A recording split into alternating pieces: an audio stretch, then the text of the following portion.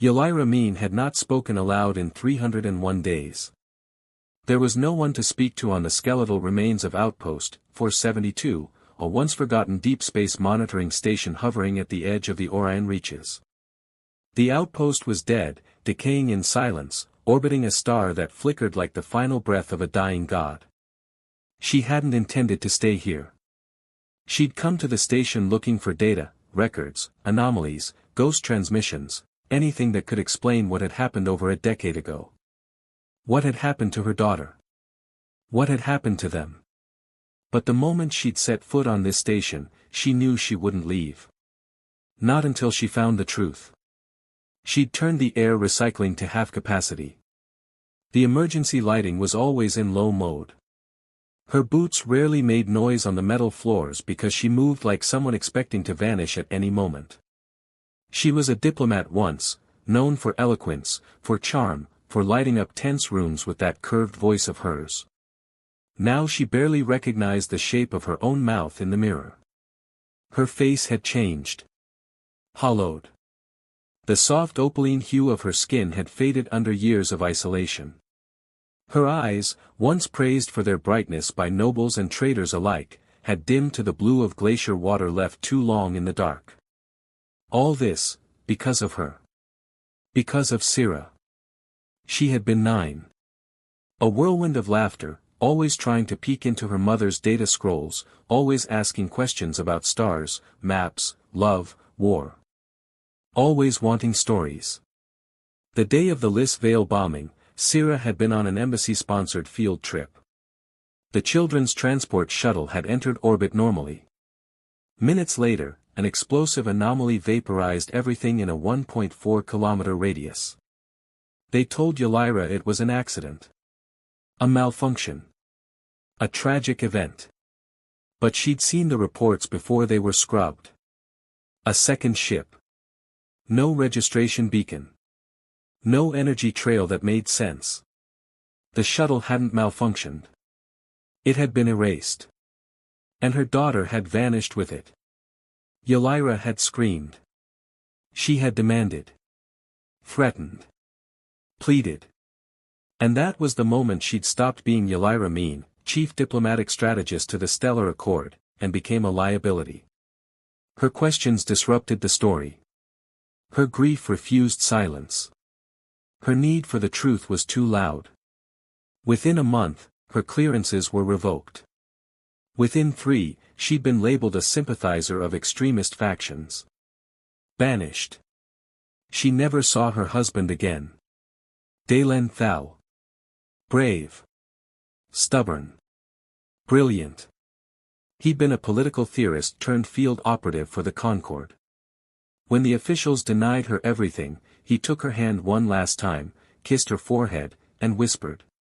Then I'll do what they won't. I'll find her.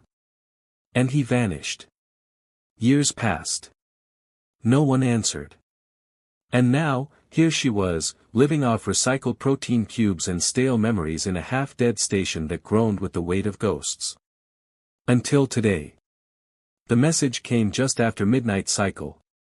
She was standing in the observatory chamber, watching the fractured light spill across her datapads. She was comparing star signatures again, chasing whispers in the void. The telescope core hummed quietly, its sensors stretched wide across Sector 8. A low alert sounded from her comm terminal, frequency anomaly detected. She frowned. That never happened. The region was nearly radio dead. Even pirates didn't venture this far. She keyed in a manual override and watched as the display sputtered and corrected itself. A waveform flickered into view. It was old. Faint. The modulation was messy, degraded by radiation and distance. But the pattern, it was deliberate. 5 short pulses. Then 1 long. Then again. 5. 1. 5. 1. Yelira's breath stopped in her throat. That rhythm. That code. No. It couldn't be. She stumbled backward and nearly knocked over a stool as she activated the harmonic translator and fed the wave signal through the station's ancient decryption suite. It groaned and sparked, protesting the request, but complied. A voice emerged. Broken. Distant. But real. Yelira. If this reaches you. I found her. The stars lied. The ashes lied. They took her. But I found her. She's not gone. The translator cut out. Static. Yelira clutched the console. I vowed. I vowed. I vowed. I need time. I need you to remember, the red path. The message looped. Then died. She dropped to her knees. Not like a soldier struck by a bullet. More like a tower collapsing under its own disbelief. She hadn't heard that voice in 10 years. Not since Dalen's last transmission, choppy, mechanical, just enough to say he was chasing a lead on Syrah's location. Then silence. They'd told her he died in the outer rings of the Velvix Trench. Ship lost. No signal. Nothing recovered. But this was his voice. She knew every syllable. And more importantly, he said Syrah wasn't gone. Her tears didn't come right away. The emotion was too big for crying. It crawled up her spine and set fire to the back of her skull. She whispered to the empty chamber, "You found her. Dalen. You found her." Her hands, trembling, began scouring the archives. She cross-referenced the signal origin, estimating its bounce trajectory across the sector. The message had passed through 3 dying stars, 2 dust storms, and an abandoned jump gate array. The time delay meant the message was 31 days old. Still within range. Still hope. She reactivated the relay beacon on her outpost, a move that would give away her location to anyone watching, but she didn't care. She fed the signature wave back into the system and piggybacked it on a neutral beacon tone. "Come back to me," she said aloud, throat raw. "Tell me where. Tell me how to find you both." Later, as she stood before the viewport with the stars casting pale fire across her, she pressed a hand to the glass and whispered the phrase they'd once made up when they were young, foolish, and hopelessly in love. The red path. It meant rebellion. It meant sacrifice. It meant a promise deeper than vows, more binding than blood. No matter the void, I will come. Through war, through death, through light, I will come. She repeated it, quietly, into the dark. She had no ship. No weapons. No allies. But she had his message. And that changed everything. She didn't sleep that night. Instead, she wandered the hallways of the station, half-forgotten memories blooming like ghost flowers in the dust. Dalen's touch. The way his hands would linger at her collarbone when she got lost in work. The way he'd whisper facts about dying stars to make their daughter laugh. The 3 of them watching ship beacons blink against the night like fireflies. She remembered how Syrah used to trace constellations with her finger against the viewing glass and name them after made-up legends. "That one's the Star Whisperer, Mama," Syrah had said once, proud and serious. "She speaks to the dead stars and tells them they're still beautiful." Yelira's throat cracked open again.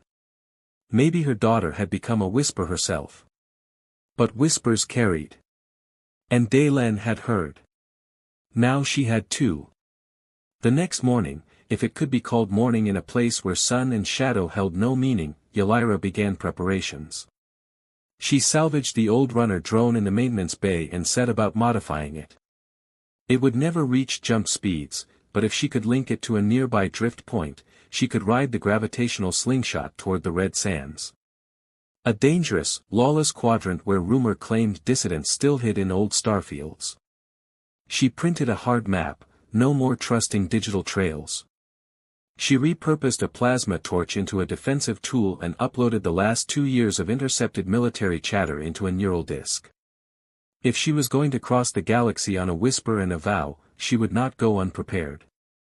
Before she launched the relay burst, she returned to the observatory one last time. The stars shimmered in silence. And then, for the briefest moment, the signal returned. Faint. Weak. But different. This one wasn't Dalen. It was a child's voice.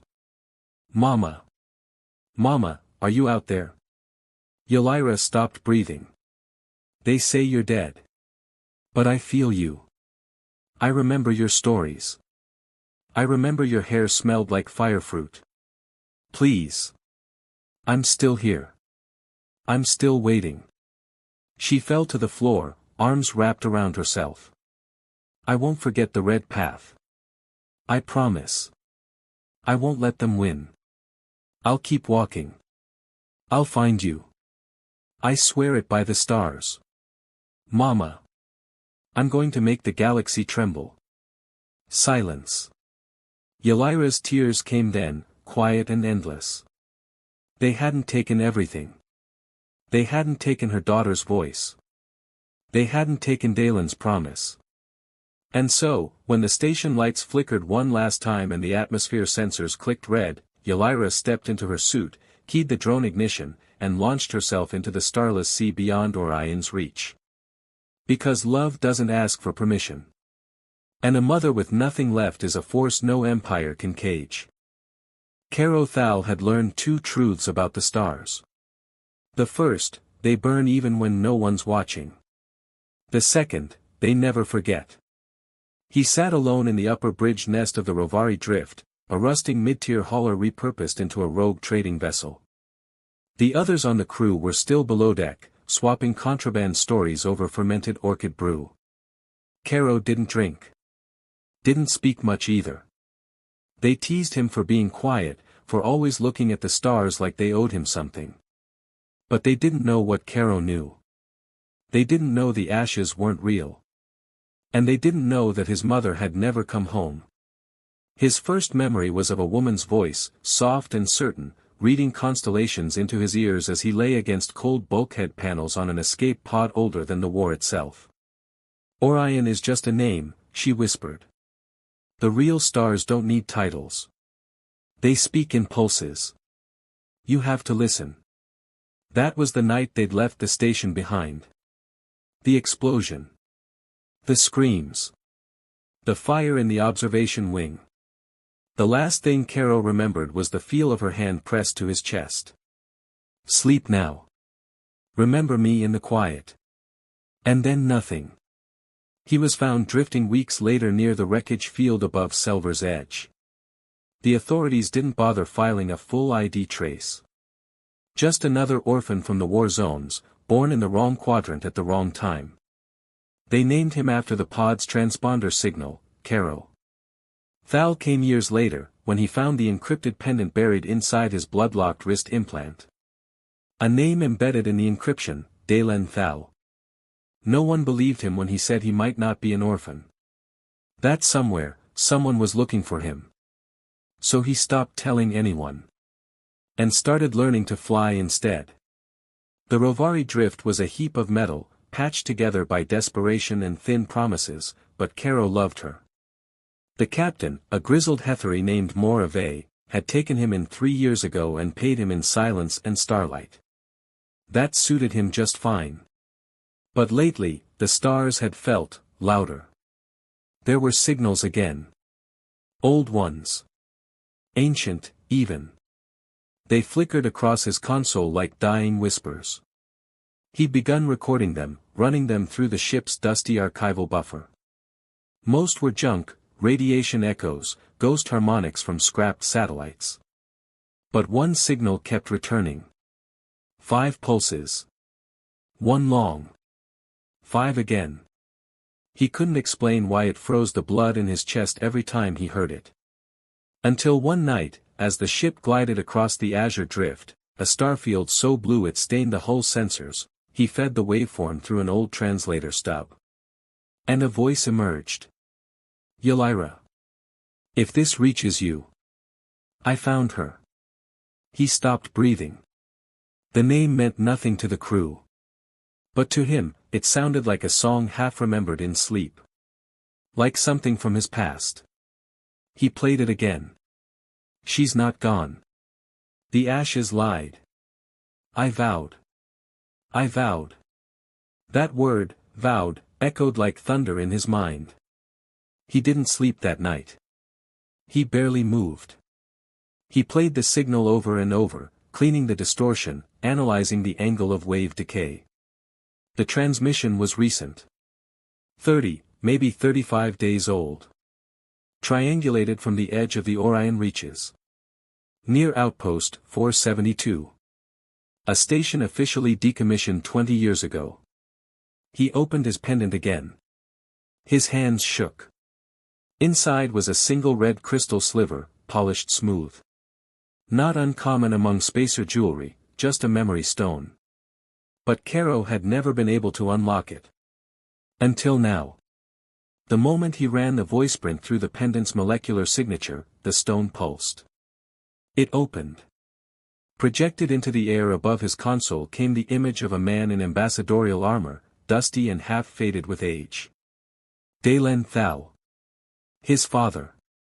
Caro's heart hammered so loud he couldn't hear the beginning of the message. He caught only the ending. I know I'll never see you again, but if you survive, if you live, then find her. Your mother. Her name is Yelira Mean. She'll be looking. Always. If the ashes lied, then so do the stars. Find her. That's my vow. Caro stared at the image until it dissolved into light. His father. His mother. Yelira. Not dead. Not a whisper. Real. And searching. He didn't tell the crew. Some stories were too precious to trust with laughter or disbelief. Instead, he began mapping a route toward the Orion Reaches. Quietly. Carefully. The Rovari drift wouldn't survive the full trip, but there were rumors of a subwarp beacon near Nova's belt, just close enough to piggyback a private signal into the relay grids. He didn't know how he'd find her. He didn't know what he'd say. But something in his bones told him, she was listening. One night, while aligning stellar charts for Morave, he saw something he didn't expect. The azure drift burned blue and white across the viewport, but there, hidden in a rift of gravity shadow, was a ship. Not a merchant vessel. Not a pirate hauler. A drone runner. An ancient, core-class drone craft that hadn't flown since the last treaties fell apart. Its beacon was active. Barely. Outpost 472 was marked in its transponder trail. Caro's heart stuttered. He hailed it. No response. He hailed again. Still nothing. He fed in the 5-1 signal pattern, pulsed in Morse into the beacon. The reply was delayed. But it came. A voice. Soft. Steady. Full of a grief so vast it almost sounded like love. This is Yelira Mean. Identification locked. State your intent. Caro nearly dropped the comm tablet. He didn't know what to say. He tried, and failed, to find words. Instead, he spoke from the heart. I don't know if I'm real. I don't know if this will make sense. But my name is Caro. And I have a crystal pendant with your name in it. It told me to find you. Silence. Then a breath. A choked sound. Caro. She said it like a prayer. And then, where are you? The beacon connection didn't last long. Interference. Distance. Chaos. But it didn't matter. Because she was alive. And now, so was he. For the first time in years, Caro felt whole. He opened a new chart. Marked a new path. He named it after her. The Yelira route. And at the center of it burned a single star, quiet and faint and old. But still burning. Love was a malfunction. That's what Lyona Ved told herself every time the memory replayed, his voice saying her name through static, the shape of his smile right before the blast door sealed, the heat of his hand against hers before the light swallowed everything. It had been 6 years, but she remembered it with mechanical precision. She was good at remembering. Especially the pain. Selkaris 4 was a planet stitched together by radiation, sand, and bitterness. It orbited twin stars, Psyche and Delvin, and every morning, the sky bled gold and blue across the shattered horizon like a wound that never healed. Lyona worked in Enclave 9, a resistant settlement buried beneath an abandoned terraforming rig. Her job was biomechanic, half engineer, half medic, all grease-stained exhaustion. She repaired cyber limbs, rewired ocular grids, stitched interface ports into flesh. Every day was surgery on broken metal and half-functioning people. She liked it better than talking. Machines didn't ask why you didn't smile anymore. Or why your fingers trembled when a certain frequency crackled over the comm. Her last lover had been a poet. That was the joke. She was all bolts and Bioshock gel, and he, Saren Vile, spoke in metaphors and dreams. He used to recite alien verses into her shoulder at night, tracing symbols on her spine. He said her heartbeat had a rhythm only he could hear. And then he was gone. 1 minute alive and arrogant and quoting Krelvan lullabies. The next, smoke, rubble, and silence. He'd been on an ops mission to decode a captured Soulthread core. It had detonated mid-transfer. The body was never found. They told her he died instantly. She didn't believe it. Not because she had evidence. Not because she was delusional. Because love doesn't go out like a spark. It burns wrong. Messy. Asymmetrical. And sometimes, it doesn't burn out at all. Today, the Enclave was silent. No raids. No alerts. Just the wind. Lyona sat at her console with the Soulthread archive they'd recovered from a crashed courier drone. It was a relic, barely functional, but the interface patterns were similar to the one Saren had been working on before. She blinked hard.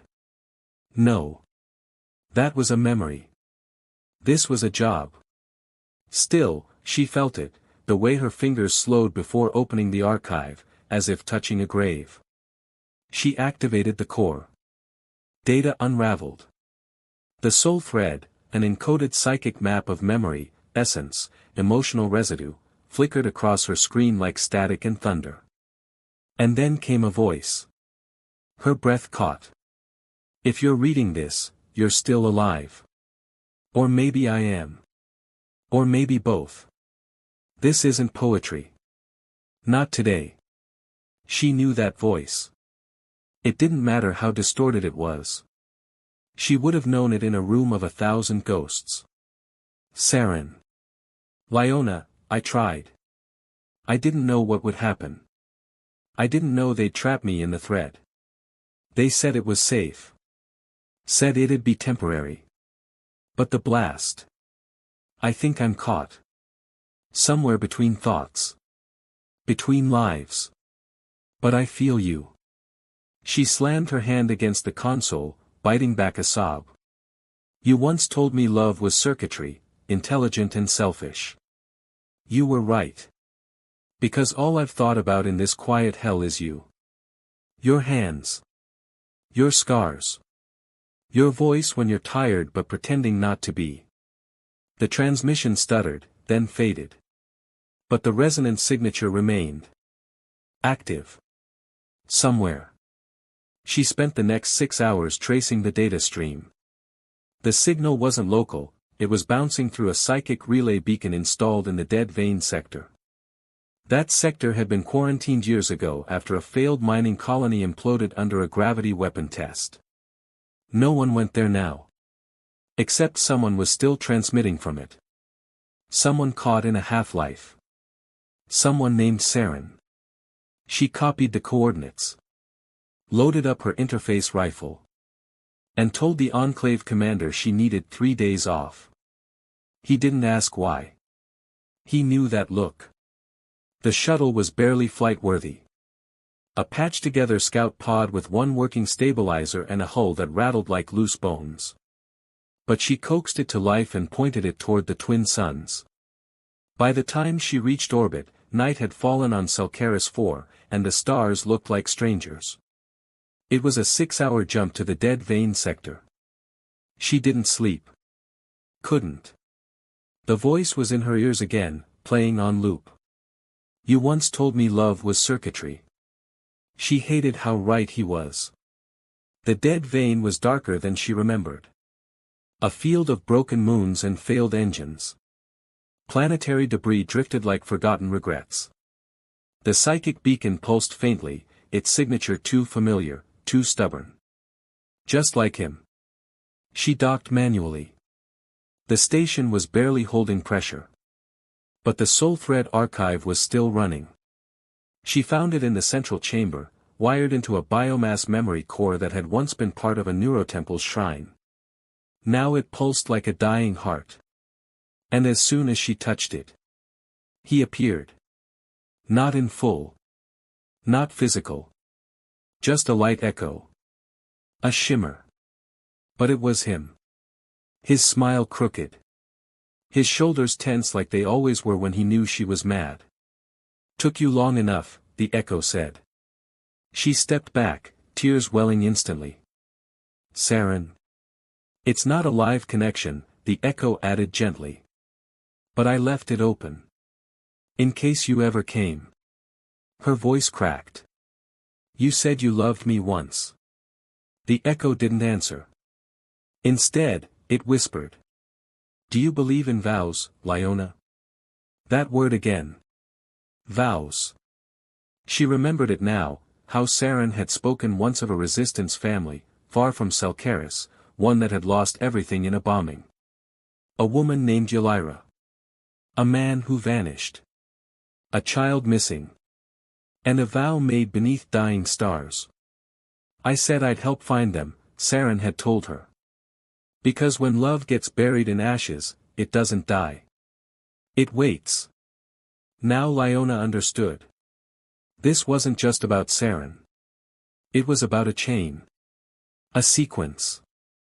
A vow that echoed through lovers, fighters, children. There's a path, the echo said. The red path. It's not a metaphor. It's a code. It leads to them. Ylira. Dalen. The boy. And maybe.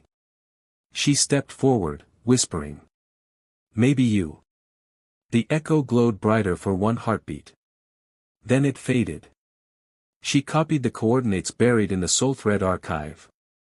They pointed to an outer sector beyond known maps. A place unregistered. Untouched.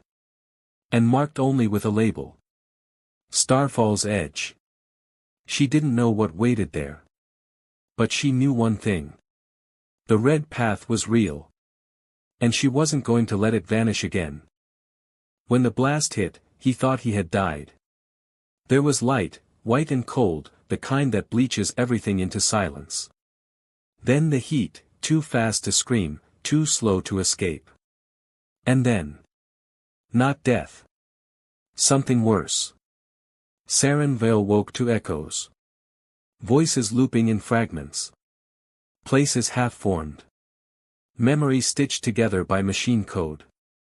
He wasn't in his body anymore. He wasn't anywhere at all.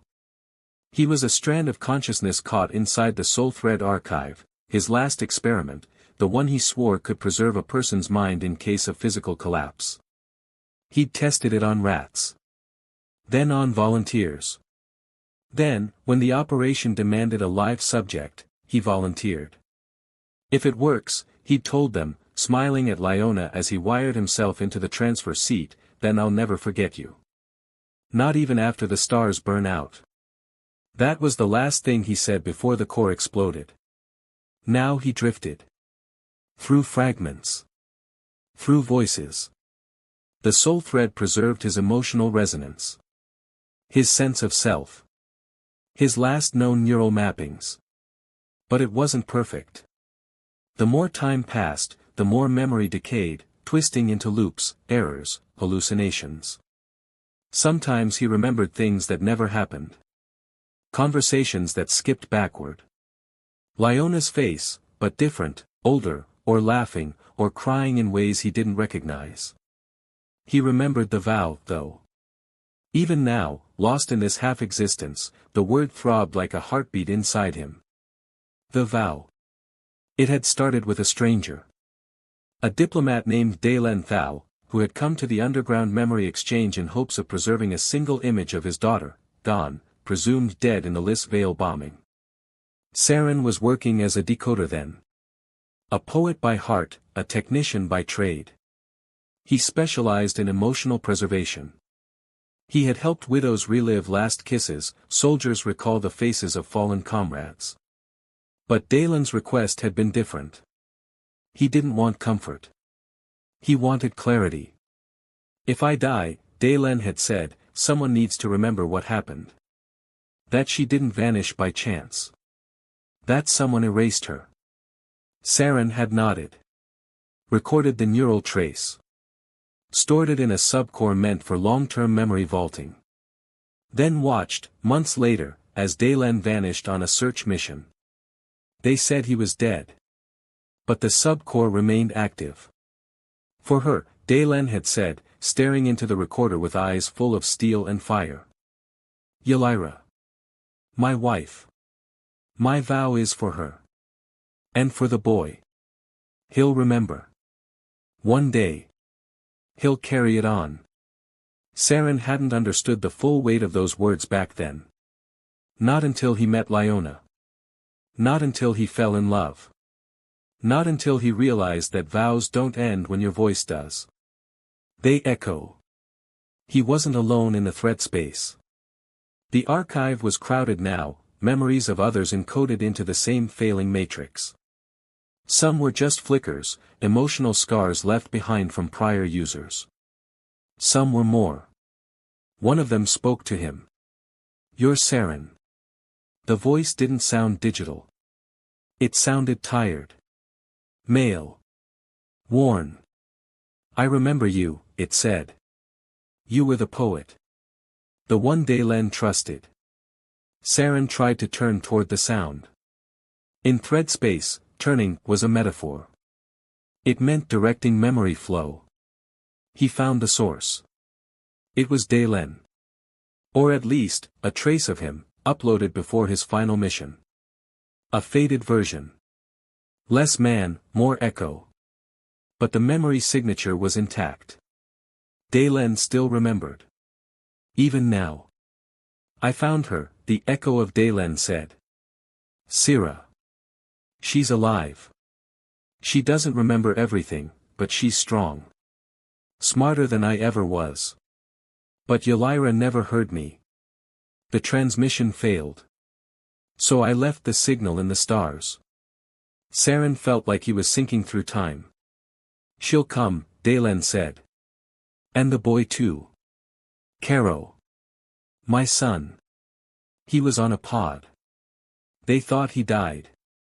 But I know. I know he survived. It's in his blood. The red path runs through all of us now. Then Dalen's memory thread began to fade, too old, too thin. But not before he said one final thing. Saren. You have to choose. Stay here, and fade. Or push the signal. Guide them. Help her find the source. You loved someone too. Didn't you? Saren could barely think. Barely hold the image of Lyona in his mind. But he nodded.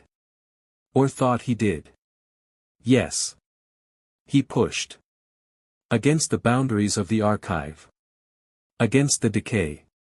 Against the fading loops and broken emotion tags. He began to override. A dangerous move. He rewrote the resonance path, linked it to Lyona's biometric signature. He knew she'd find the shard eventually. She was too stubborn not to.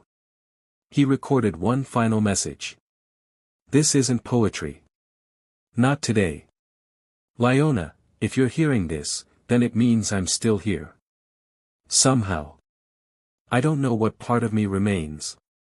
Maybe just the voice. Maybe the weight of wanting you. But listen to me.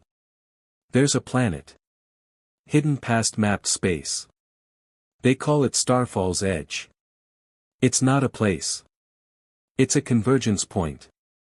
Where the red path ends. Where vows come due. He paused. Not because the archive glitched. But because saying the next words cost something. I remember your laugh. The way you pulled your hair back with grease on your fingers. The way you looked at broken things, like they were still beautiful. If you still remember me, come. Because if this is all that's left of me, I want to meet you there. After he sent the pulse, everything dimmed.